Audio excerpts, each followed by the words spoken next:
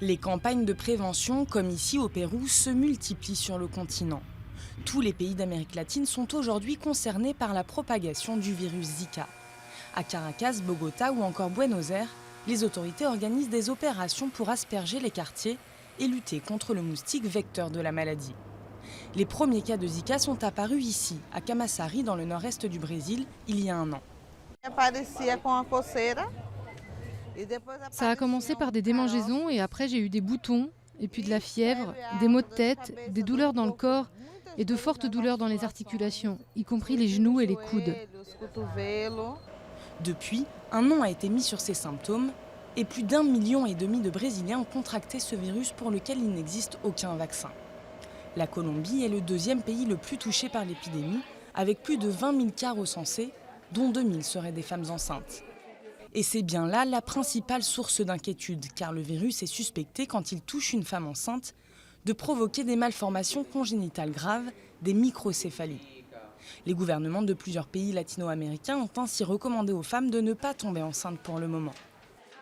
La maman du petit Pietro a appris à la naissance de son fils qu'il avait un cerveau atrophié. Pour elle, les autorités n'ont pas réagi à temps. On ne connaissait pas la maladie et ça nous a frappé fort. Et il a fallu que tout ça arrive pour que le gouvernement prenne des décisions, comme par exemple faire attention, utiliser de l'anti-moustique, etc. Mais si j'avais su avant, j'aurais pris mes précautions. Si on nous avait dit avant, jamais tout ça ne serait arrivé. Je pense qu'il y a eu une erreur de commise.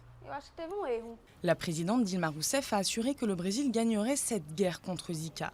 200 000 militaires vont être mobilisés, principalement pour informer la population sur les moyens d'éradiquer les moustiques.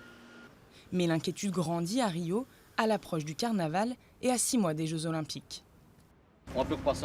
La préoccupation est très grande dans tout Rio parce que c'est une ville de grands événements. Ici, il va y avoir une concentration de personnes des 4 coins du monde et de tout le Brésil, ce qui facilite l'introduction du virus. Et avec le vecteur de la maladie qui circule, vous pouvez avoir le début d'une épidémie. C'est exactement ce que craint l'Organisation mondiale de la santé, une propagation du virus au niveau international. C'est pour cela que l'OMS a convoqué ce lundi une réunion d'urgence. 3 à 4 millions de cas sont attendus sur le continent américain cette année et les premiers cas viennent d'apparaître en Europe.